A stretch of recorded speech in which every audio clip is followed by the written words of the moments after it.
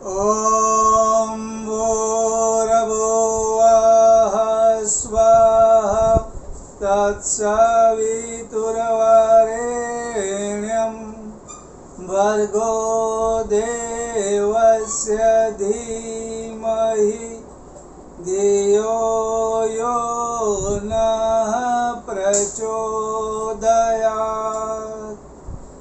ॐ गुरुर्ब्रह्मा गुरुर्विष्णुः गुरुर्देवो महेश्वरः गुरुर्साक्षात् परब्रह्म तस्मै श्री गुरवे नमः।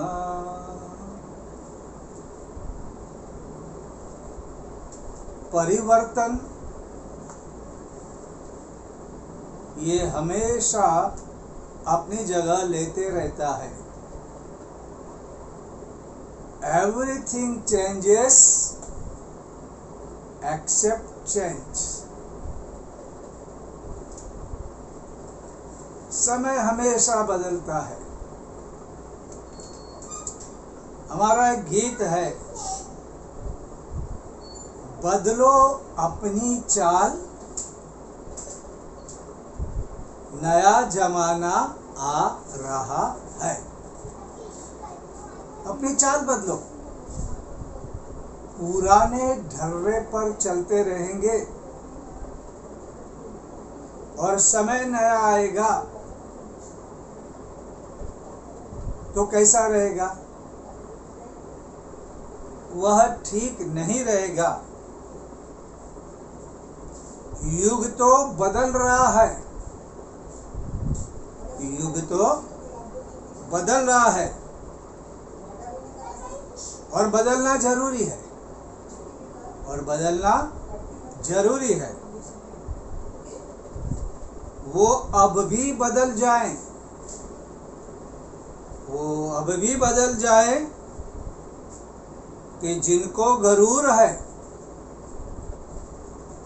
रहता नहीं है बल, कभी एक मुकाम पर कितनी ही लंबी रात हो,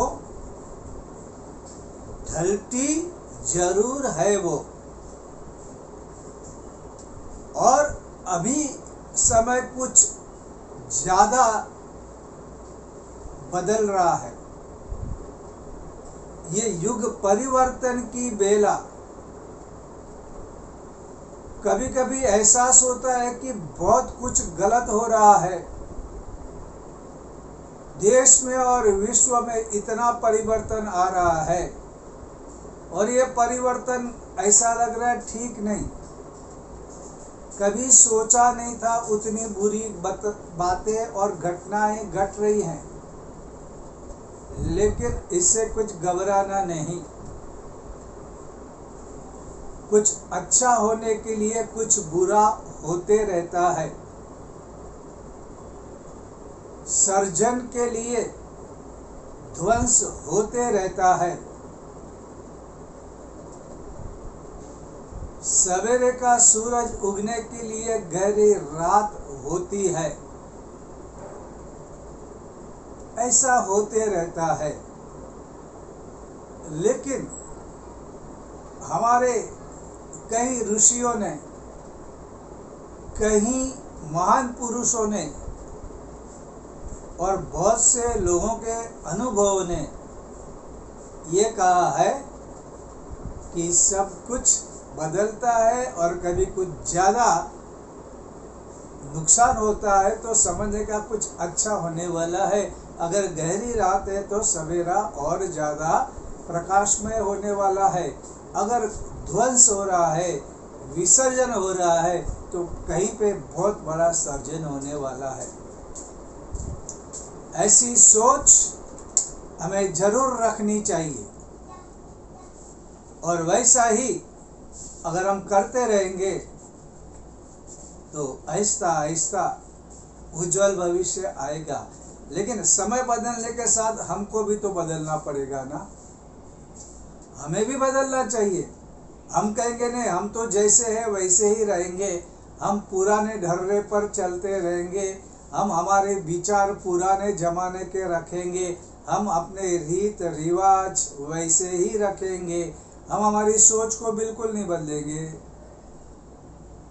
तो कैसा होगा? बदलना है, हमें भी बदलना है, परिवर्तन लाना है। बदलो अपनी चाल, नया जमाना आ रहा है। ये बहुत जरूरी है।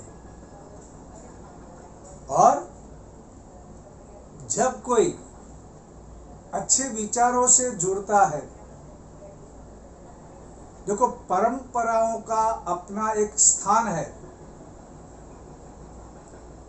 परंपराओं को हमें निभाना भी है, लेकिन उन परंपराओं में अब कोई खराबी आ गई है।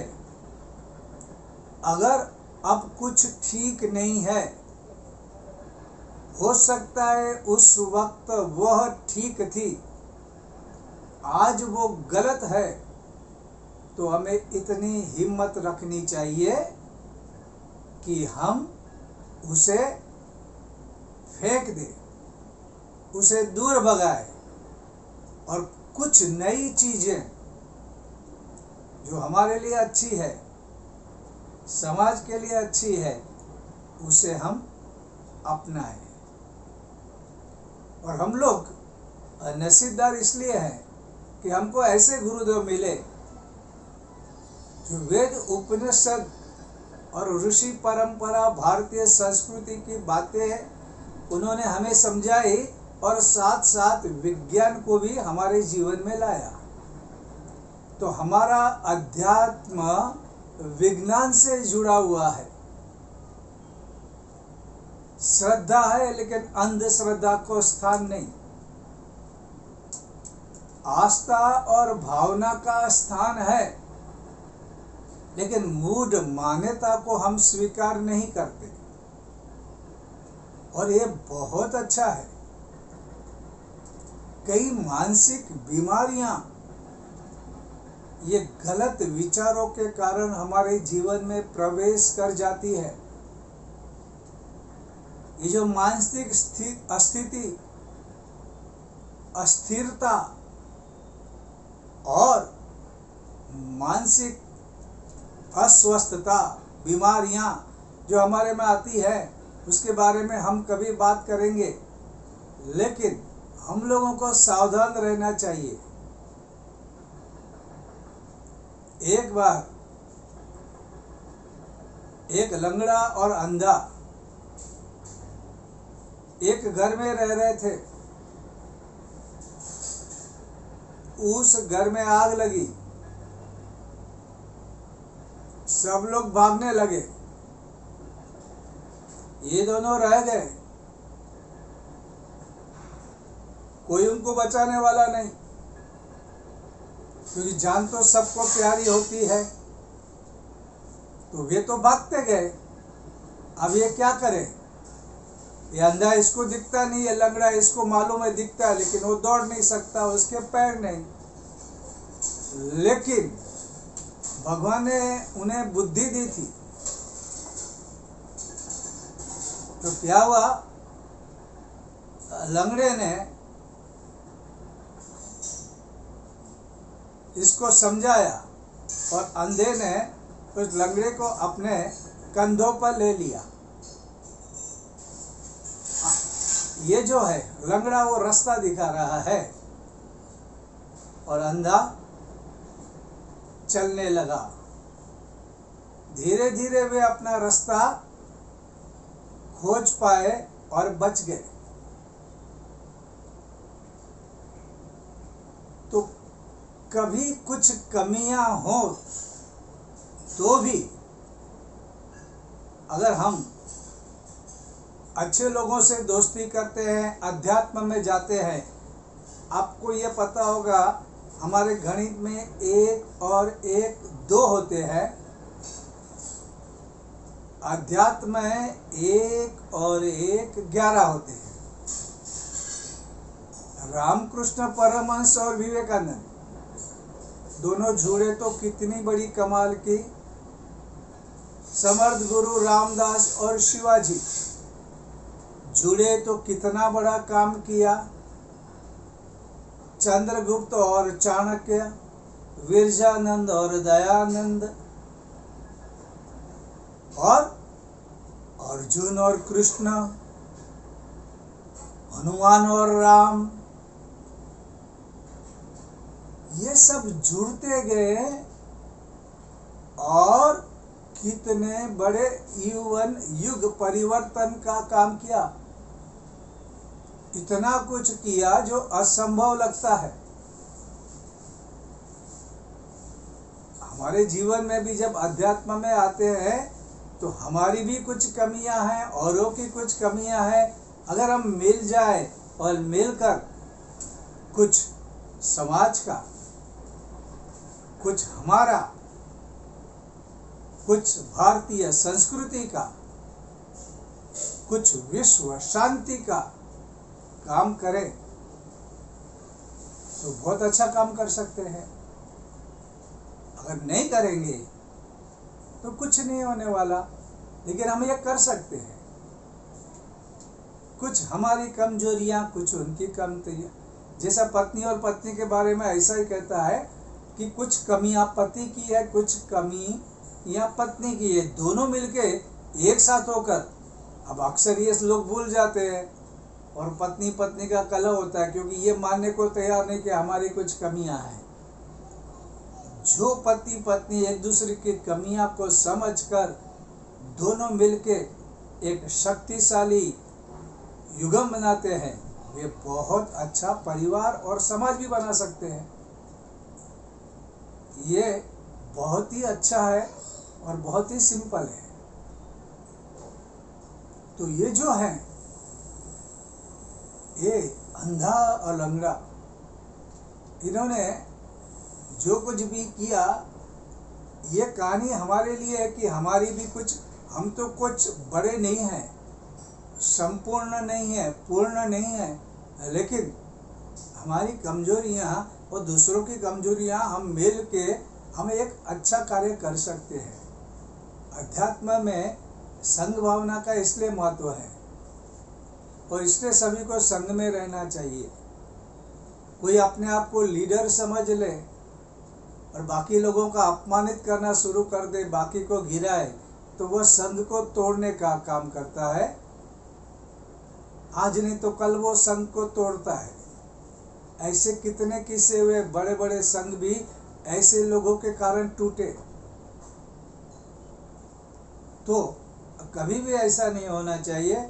सभी को हिल मिल कर अपनी कमजोरियां को समझकर साथ में संघ में रहना चाहिए। संगम शरणम गच्छामि, भगवान बुद्ध ने जो नियम दिया, ये सचमुच में अद्भुत है और ये सभी लोगों के लिए है। किसी एक के लिए, किसी एक धर्म के लिए ऐसा नहीं है, सबके लिए है। और दूसरों की निंदा, दूसरों की कुतली, दूसरी की बुराई, दूसरों की कमजोरी, ये जानना और लोगों को कहना, ये कोई अच्छी बात नहीं है। इससे क्या होता है, तुम दूसरों का नुकसान करते हो, साथ में तुम्हारा भी नुकसान होता है। क्योंकि जब कोई भी बुरी बात हम करते हैं तो हमारा बुरा होता है। इसलिए बिना कारण, बिना समझे, बिना सोचे हम किसी के बुराई करते रहेंगे तो अच्छी बात नहीं है। मैंने एक कहानी पढ़ी थी। एक राजा था और वो राजा हमेशा बुरे लोगों को पकड़ के उन्हें पनिशमेंट देता था। उन्होंने एक चोर पकड़ा तो राजा ने उसे कहा कि तूने चोरी की है, मैं तुझे फांसी दे दूंगा। चोर ने बोला ठीक है, अब क्या कर सकता है, क्योंकि वहाँ का कानून ऐसा था, अगर कोई चोरी करते पकड़ा गया तो उसके लिए फांसी थी, वो कुछ नहीं कर सकता। लेकिन राजा को एक आदत थी, वो पूछता था तेरी आखिरी इच्छा है? तो उस चोर ने कहा हाँ मेरी आखिरी इच्छा है, मेरे गुरु ने मुझे बहुत सारे मोती दिए हैं और ये ऐसे मोती हैं जिसको हम जमीन में बोएंगे तो क्या हो जाएगा, वो वृक्ष बन जाएंगे और मेरे पास 10 मोती है, उसके 1000 मोती बन जाएंगे। तो राजा को लोभ लगा, उसने बोला मोती, बोलता एक एक मोती करोड़ रुपए का है, तो हजारों मोती बन जाएंगे। राजा को लोभ लगा, उसने कहा एक काम कर, मेरे राजमहल का जो बगीचा है उसमें इन मोतियों को बो दे। तो उस चोर ने कहा ठीक है, मुझे हल दो, मुझे बैल दो, मुझे खाद दो, पानी की व्यवस्था करके दो, मैं इन मोतियों को बो दूंगा। और ये 4-5 दिन तक कार्यक्रम चला और मोती बनाने के लिए पूरा काम हो गया। तो उस कैदी ने कहा बादशाह सब कुछ तैयार हो गया, अभी आप मोती बोने आओ। मैं मोती को नहीं बो सकता, कारण मैं चोर हूं और मेरे गुरु ने कहा था कि इन मोतियों को कोई भी चोर नहीं बो सकता। अगर चोर इसको बोएगा तो ये मोती सब वेस्ट हो जाएंगे, बर्बाद हो जाएंगे, इसको नहीं बो सकता।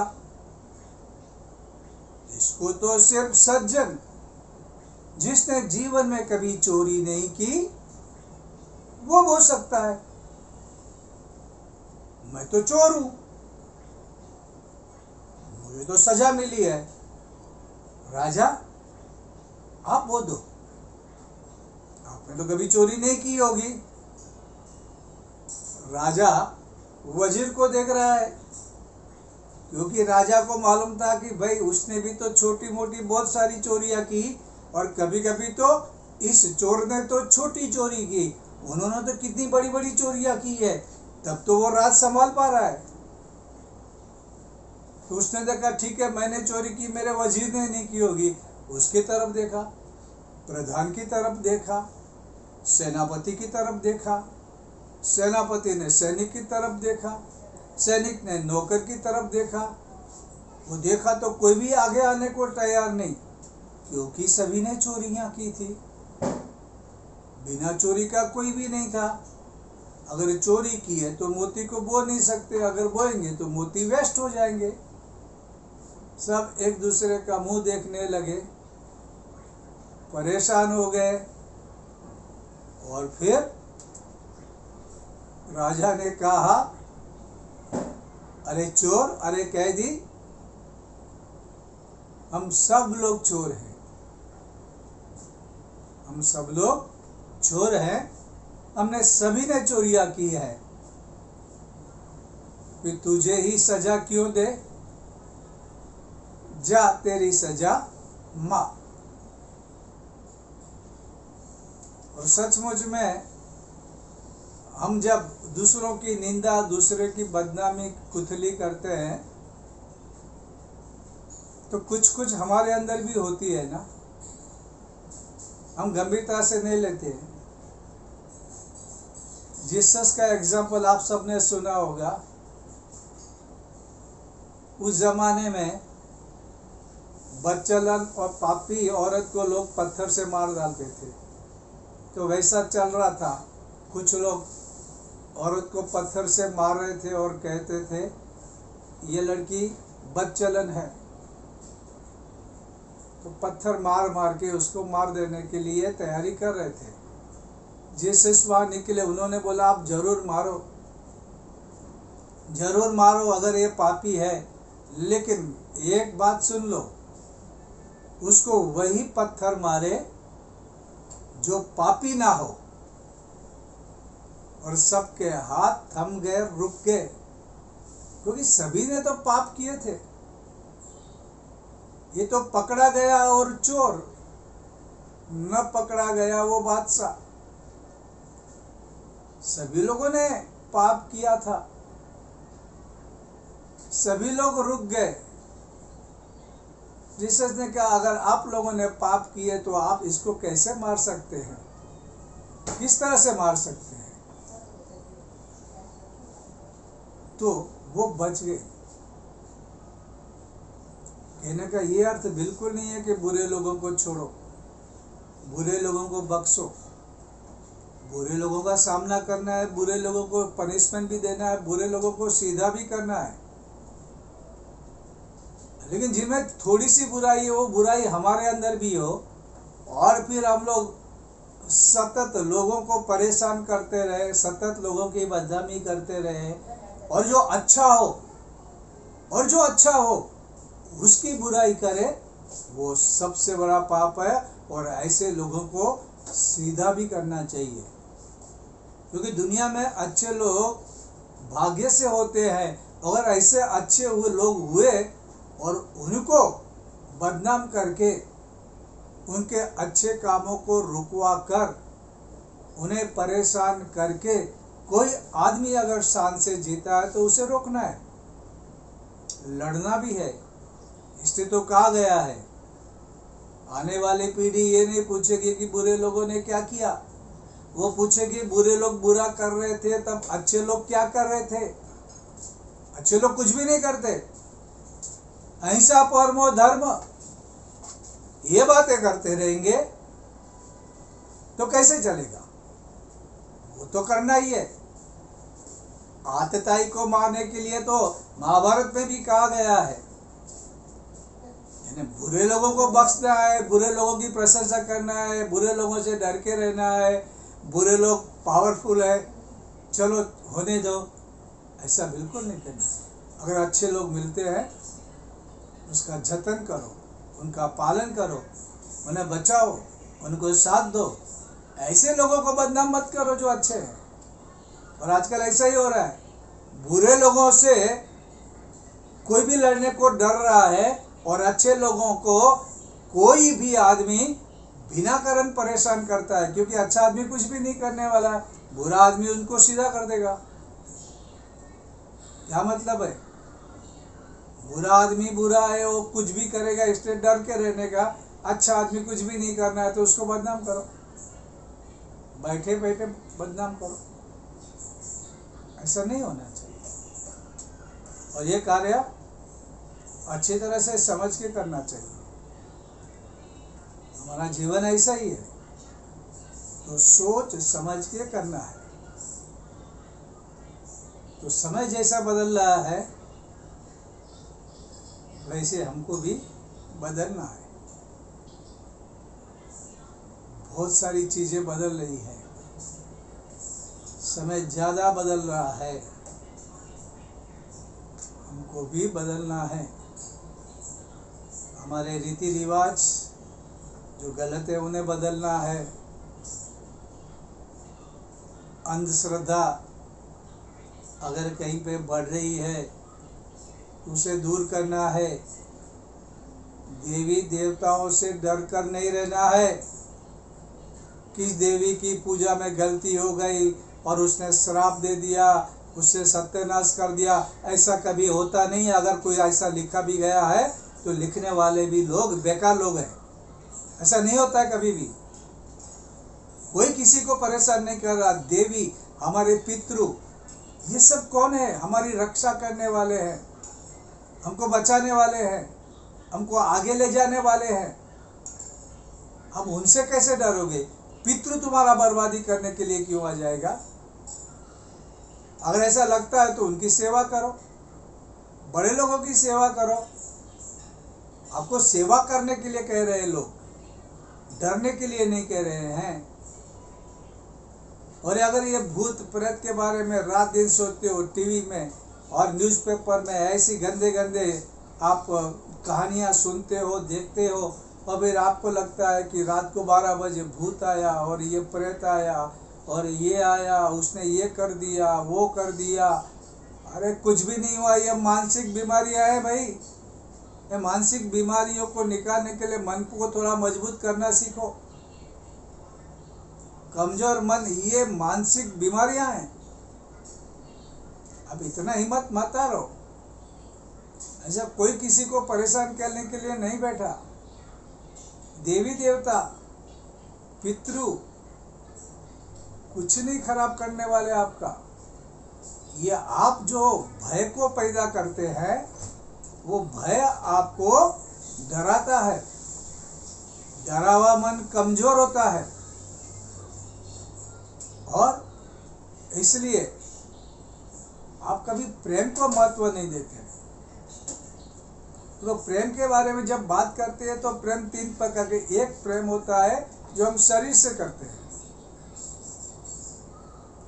उसे हम काम कहते हैं। दूसरा प्रेम मन से करते हैं, उसे हम प्रेम कहते हैं, वो ज़्यादा टिकता है। शरीर का प्रेम टेम्पररी होता है।